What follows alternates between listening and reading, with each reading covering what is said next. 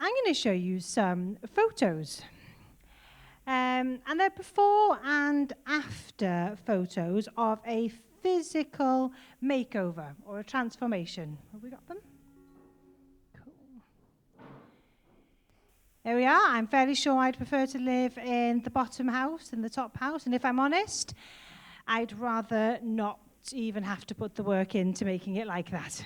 If I could just move in, that would be great. But lots of people like doing this kind of thing to their house. I know Andrew is a fan of DIY, aren't you, Andrew? Garden transformations? Yeah, garden transformations too. Let's have a look at the next one. Oh, I won't say who might need that in my family. It's a bit rude, isn't it? But you know, before and after transformations, they are possible for hair as well. Wasn't Wayne Rooney the famous one who had his done? Next one. That's literally what my dogs looks like after they've come from there. We leave them far too long and then they end up looking like puppies again. They really do. But I'm sure you have seen some of these programs on TV. There are so many programs transforming things. Things like the Great British Sewing Bee. Who's watching that this year? Not as many as I would have thought. Things like Glow Up. Anyone know what Glow Up is? Yeah, Rebecca watches Glow Up. They do some fantastic things. More of my 90s era, DIY SOS. Yeah, you see. Things like Interior Design Masters. Much more up-to-date version of... Does Rebecca watch all transformation programs? I'm starting to think. Ground Force. Now, there was a classic of it. You see? All you need to do is talk about 90s things. Some of the younger ones go, I don't know what you're talking about. But, you know. This one, things like Pooch Perfect. Could never get into Pooch Perfect. Anyone watch it? No. Sheridan Smith, I think, did that one. So many more. We are fascinated by the idea of transforming things. Some things in a few hours, some things take a lot more time. We can change the outward appearance of things in so many ways. But what we're going to be talking about today is our hearts. Who changes that? Who can change our hearts to become more loving, kinder, more generous? Who gives us the heart makeover that we need? We're going to look at the life of one man from Luke 19. I think Rihanna's coming to read that for us. It's right here for you, don't worry.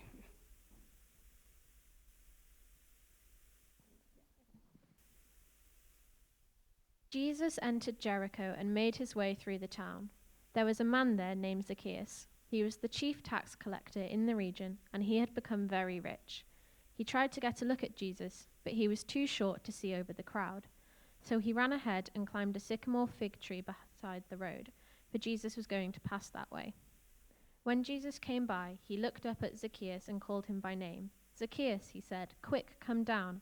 I must be a guest in your home today." Zacchaeus quickly climbed down and took Jesus to his house in great excitement and joy, but the people were displeased. "He has gone to be the guest of a notorious sinner," they grumbled.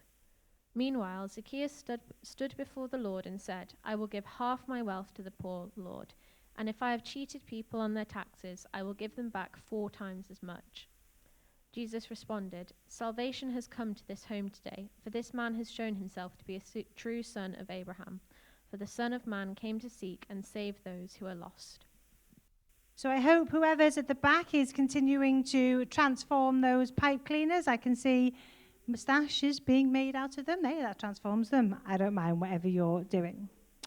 So we've heard about how Jesus transforms lives. And if you ask anyone who comes here regularly, I'm sure that they can tell you a story about how knowing Jesus has changed their life.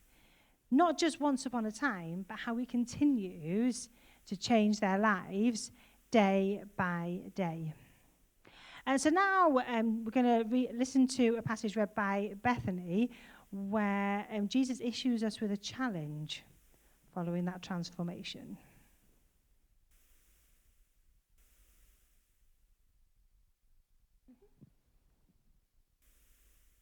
You are the salt of the earth. But what good is salt if it has lost its flavor? Can you make it salty again? It will be thrown out and trampled underfoot as worthless. You are the light of the world, like a city on a hilltop that cannot be hidden. No one lights a lamp and then puts it under a basket. Instead, a lamp is placed on a stand, where it gives light to everyone in the house. In the same way, let your good deeds shine out for all to see, so that everyone will praise your heavenly Father.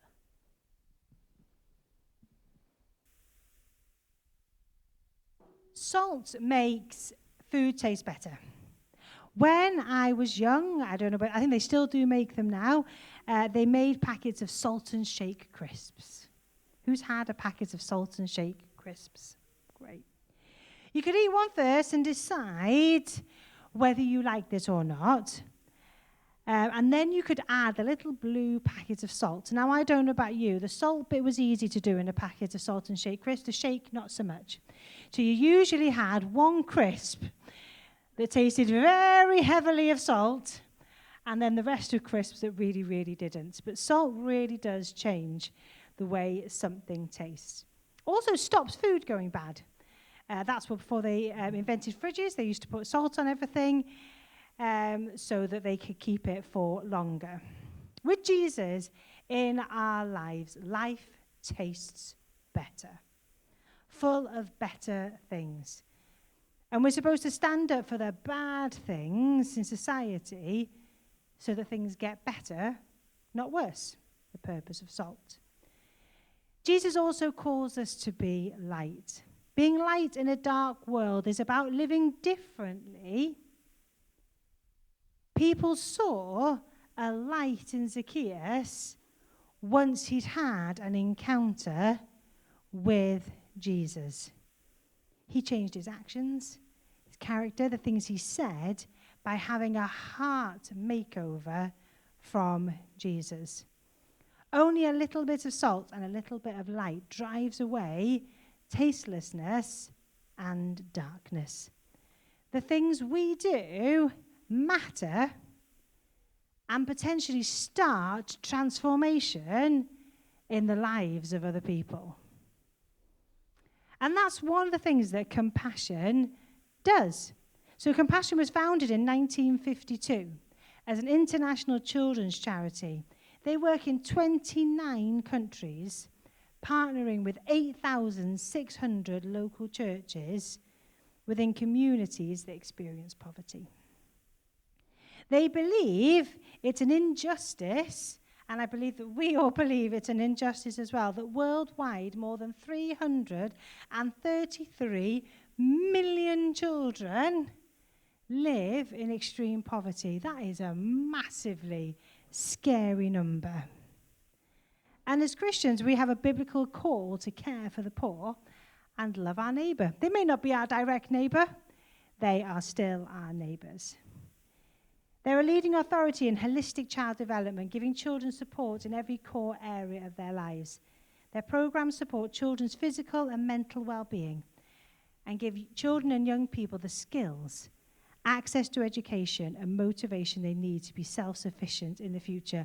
I think there was about 10 people who bought Compassion Children's pictures in today, and I'm sure when you get their updates, you see what a dramatic difference Compassion is doing in their lives. The care is given in the context of a local church community where children and their families can experience practical expressions of God's love. Now that, for me, is doing something transformative. Compassion and their partners are bringing the salt and light that Jesus encourages us to be. But it first starts with the transformation of one person's heart to want to transform the lives of 333 million children living in poverty. You can be salt and light wherever Jesus has put you. That might be supporting through Compassion. That might be supporting the other millions of charities. That might be you working in your neighborhood. Now, I know, young people, that you have been drawing pictures and making pipe cleaner transformations. I can see one of the pipe cleaner transformations from here, and I already love it. It's great. So what we're going to do now is we're going to join back in with John and the band in worship as you lot finish off all your bits and pieces at the back.